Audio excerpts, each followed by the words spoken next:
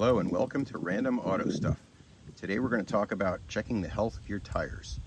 And that's going to include checking the tire pressure, the tread depth, and also looking at some of the markings on the sidewall of the tire to help you identify how old are the tires and how good are they going to be in the heat and rain and how long might they last.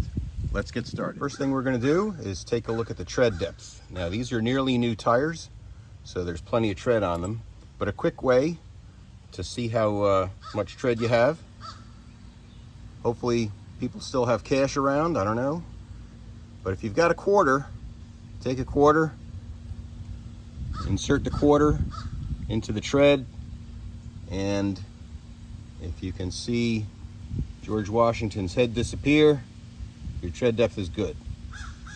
You can check all the way across the tire, and these should all be pretty uniform depth. There's a special gauge that you can buy. This is a tread depth gauge, very simple.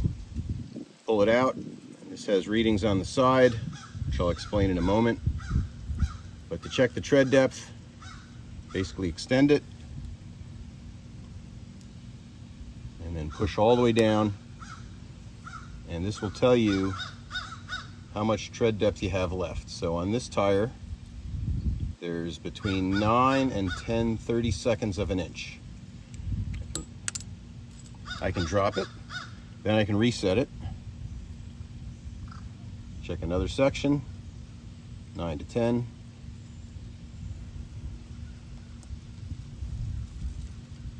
Nine to 10. So a brand new tire is going to vary just depending on how much tread the manufacturer decides they want to put on there. It's about 9 30-seconds here. They'll vary between 9 and 11 30-seconds, maybe 12 30-seconds of an inch. Typically the minimum legal limit for tread depth is 2 30-seconds. So let's see what that looks like. That is not going to be a lot of tread. All right, so we'll set the gauge for 2 30-seconds, and that's how much tread you'd be working with 2 30-seconds. That's the legal limit, and it's okay in the dry, but you get any kind of rainy condition and you're going to be sliding all over the road.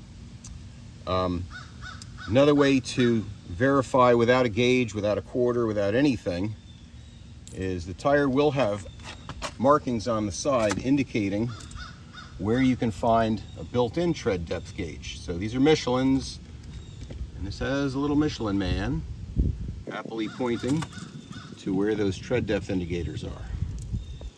And there you can see the tread depth indicator. That's going to be all across the tire.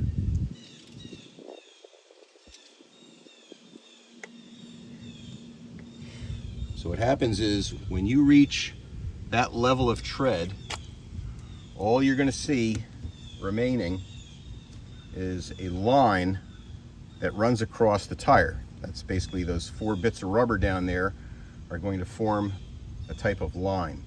So if it gets down to that level, you definitely have to replace them. The other thing you want to look for is that the tread is uniform. So again, these are fairly new tires, and I expect them to be uniform, and they are. But what you don't want to see is a cupping or scuffing, or the inside edge or the outer edge is worn. That would indicate an alignment problem. You want to look for uniformity. If the center tread is worn out, but the outer edges are not, that usually means the tire is overinflated. On the other hand, if the outer edges are worn out, but the inner section is fine, that usually means the tire is underinflated. And that just brings us to our next topic, is checking the inflation of your tire. One thing you do not want to do is do not follow the numbers on the sidewall. All right, and you'll see it says maximum pressure 51 psi. That does not mean to inflate the tire to 51 psi. That is the maximum inflation that this tire can safely accommodate. So you don't want to put in more than 51. So what do we put in? Well, there should be a sticker, could be in the glove box.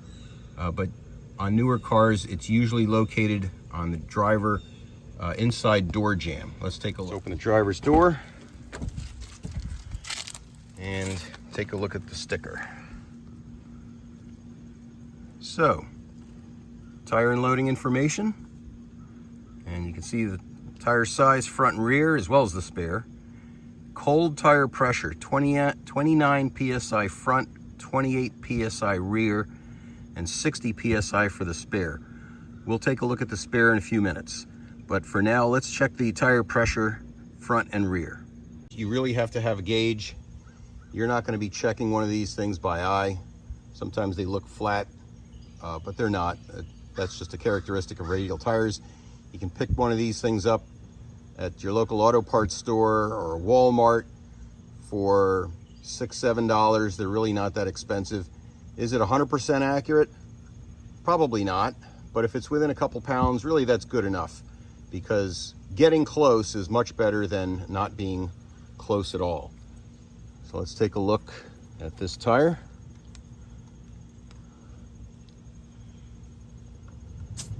Just push it straight in. It's got the angled neck. You just push it straight in, hold it for a second, and we are at, if we can focus, we're right at 30 pounds. So I'm pretty happy with 30. I'm going to leave it there. I usually add 1 or 2 psi above the recommendation, because as colder weather approaches, or even just as time passes, small amounts of air are going to leak out of your tire, and that pressure is going to drop naturally, whether you drive it or not. You don't necessarily want to check tire pressure in the sun, because you'll be heating up the tire. That will increase the pressure.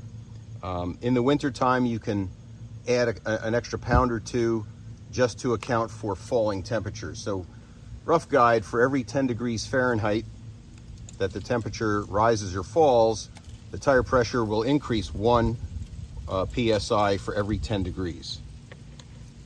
Here's another type of gauge. This one happens to be digital.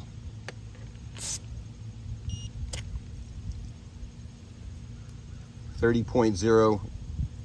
That actually is pretty remarkable that the 2 gauges are identical, but I'm pretty happy with that. Let's check the rear. Okay, check this out.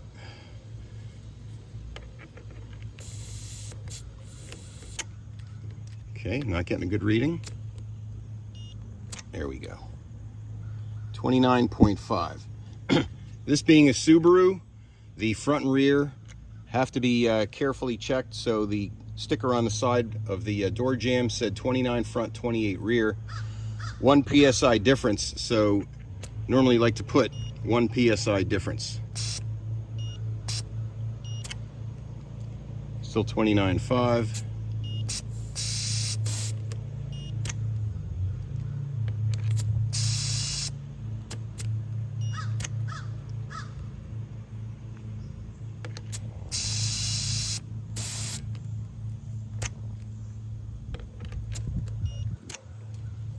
Okay, now we're down to 29. So we have 1 pound difference front to rear, and that's good. Let's take a look at some of the markings on the sidewall. I'm not going to go through every one of them. There's quite a lot of information on the outside of a tire, but I'm just going to look at the kind of the key ones. You'll see there's a tread wear rating, a traction rating, and a temperature rating. So a tread wear of 840, what does that mean? An average tire, as rated by the U.S. Department of Transportation, and this is average, whatever that means, is 300. So that's just a measure of how many miles you're going to get. Does that mean 30,000 miles? Well, not necessarily. It's just a rating that you can compare one tire to another. But the higher this number, the better your tread wear is going to be. If you have a 600 tread wear, that should last twice as long as a tire that has a 300 tread wear. This one being 840 is going to last quite a bit longer. I think the warranty on these is 60,000 miles. It might be 65,000, but these are a long life tire. The traction is going to be A, B, or C. A is the best in wet conditions. C is the worst. And then temperature is A, B, or C, where the A is the best performance in hot weather. So if you're doing some high-speed driving, you want A, and B and C are not quite as good. So how about the age of the tire? How can you tell? Well, there's a birth date on the outside of the tire. You'll see this DOT number. That's Department of Transportation, U.S. Department of Transportation. These markings here are basically the manufacturer's identification number, serial number if you will. And then you'll see inside the oval there's a 4-digit number. In this case, 2523. The first 2 digits refer to the week of the year. So the 25th week of the last 2 digits, 2023. So these are produced around June of 2023, a little over a year old. How long should tires last? Well, you know, it depends. If the tire is kept in the garage, out of the sun, most of the time, it's going to last a lot longer. The sun will degrade the rubber. If you have it outside, drive it hard, obviously it'll wear less. However, regardless, the recommendation from most tire manufacturers is that you replace your tires every 6 years. Now that may seem a lot, and tires are certainly pretty expensive, but what happens after about 6 years is the sidewalls, the rubber will start to dry out. You'll get some cracking on the sidewalls and internal to the tread. We'll see if we can take a look at another tire that might have some of that. Okay, here's a set of Goodyears. We can see the DOT marking. I apologize for these upside down. That's just the way the car rolled. But there's your DOT number and the last 4 digits. This was produced in the 8th week of 2020. So what is that, the end of February of 2020? These tires are pushing 5 years, not quite 5 years. Let's take a quick look at the condition here. Look for uniformity. So again, the tread wear on the outside versus the inside, they look to be wearing pretty uniformly. Nothing obviously worn inside or out. And you can see that bar right there. Again, the tread wear bars.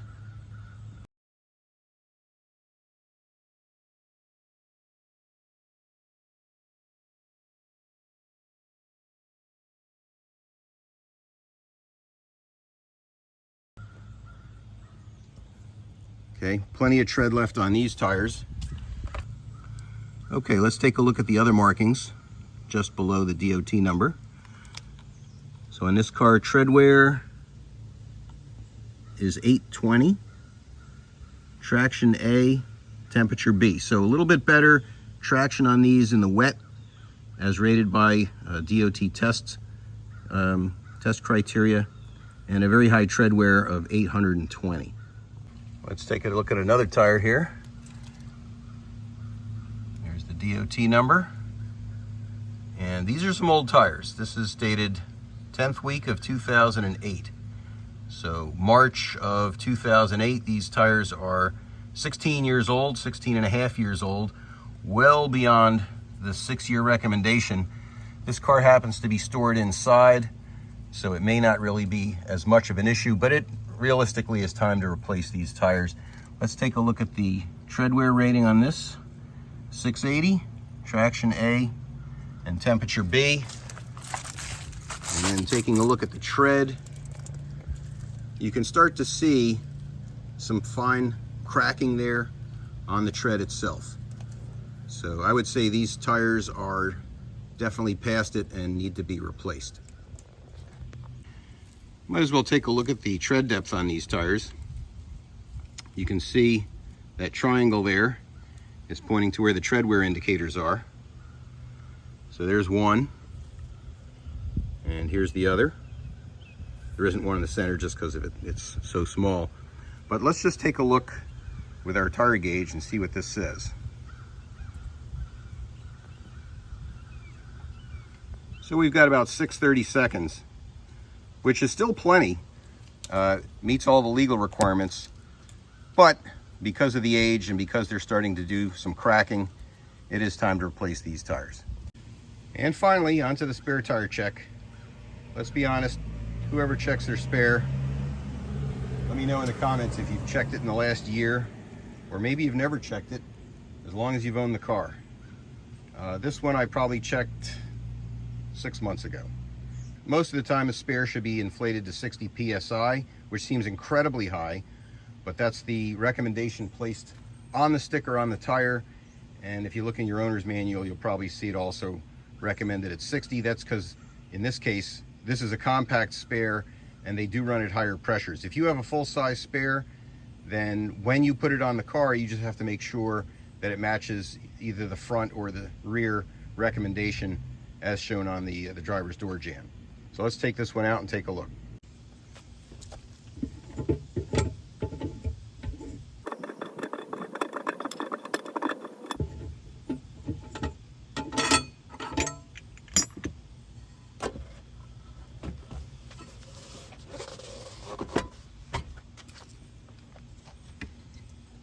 Okay. Yes, it is something of a pain to remove it, which is why no one ever checks it. I will tell you about a recent situation with a friend of ours. She had never checked the spare. She came over, needed help. We checked all the tire pressures. We had to reset all of them because they were all off. Some were very high, a couple were almost flat, and the spare was totally flat. So let's take a quick look at the sidewall sticker. Never exceed 50 miles an hour. Okay, good luck with that. Keep it inflated at 60 psi at all times. Replace the T-type tire, that's the spare designation, with a conventional tire as soon as possible, since it is only for temporary use. Obviously, use it to get wherever you need to go, and then get your tire fixed or replaced so you can use the full-size tire. But let's take a look at the markings on the sidewall as we did on the other tires. Okay, you got the same DOT markings here with the serial number and then the last 4 digits, which in this case are 1307. So this was made in the 13th week of 2007. This particular car is a 2008 model year, so that makes sense. And am I going to replace this tire with something new because it's more than 6 years old? Yeah, probably not. It's a spare tire. It doesn't see the sun. It gets virtually zero use. But I'm not one that would just replace a spare tire due to age.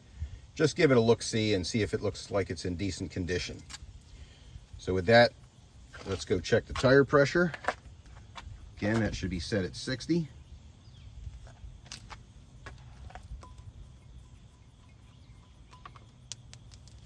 Drop the cap, that is mandatory. Okay, and where are we? 46.5. So this one needs some air. So I have a Ryobi cordless inflator. Ryobi is not a sponsor, but this is a very handy tool. You can carry this in the car. It has rechargeable lithium-ion batteries, and this one has digital readout. So very, very handy to keep around in case your low tire pressure light comes on.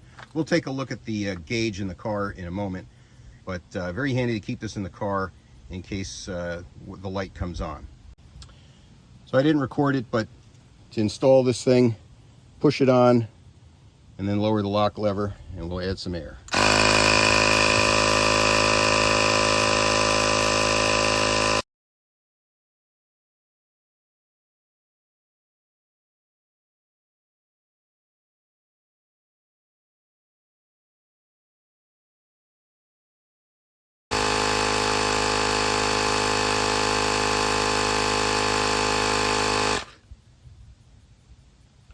So I released it when it said 60 and now it's at 58.5. What happened? That's just the pressure in the line. When I release the trigger, it releases that pressure. So there's actually 58.5 in the tire. So I'm going to go to 61.5, or okay, I'll go to 62 on it.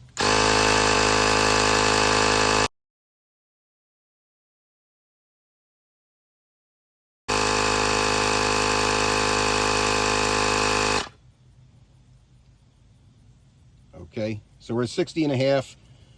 When I release that from the tire, it'll drop to 60, and it's honestly, it's close enough. And that's that. One thing I didn't mention is tire rotation. You really should rotate according to the manufacturer's recommendation. Typically, it's every 6,000 miles or every 7,500 miles. Could be 5,000 miles, just depends on what the manufacturer recommends.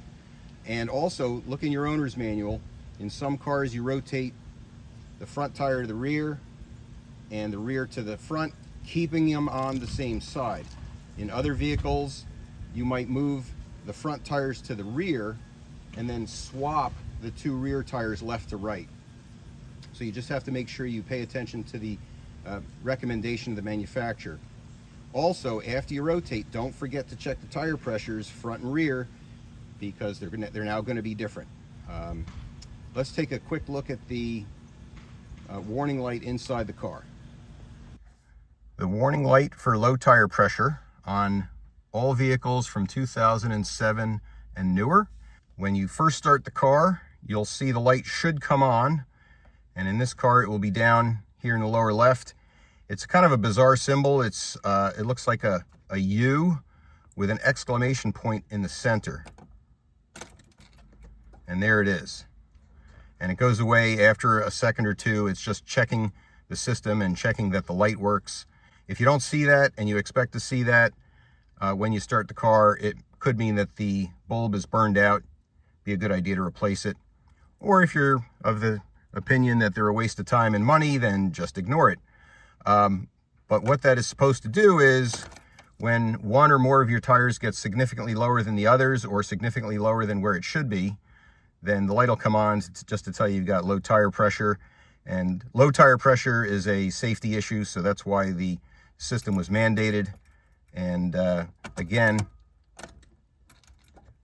that kind of U shape, that is supposed to represent a tire cross section. So if you slice the tire down the end and you sort of looked at it from the edge, that's what the tire would look like. Kind of a bizarre choice there, but so that's it. Basic tire maintenance and checking your pressures, checking the age, checking some of the markings on the sidewall, checking your spare tire. If you liked the video, I'd appreciate a thumbs up and a subscribe and a share. Thanks for watching.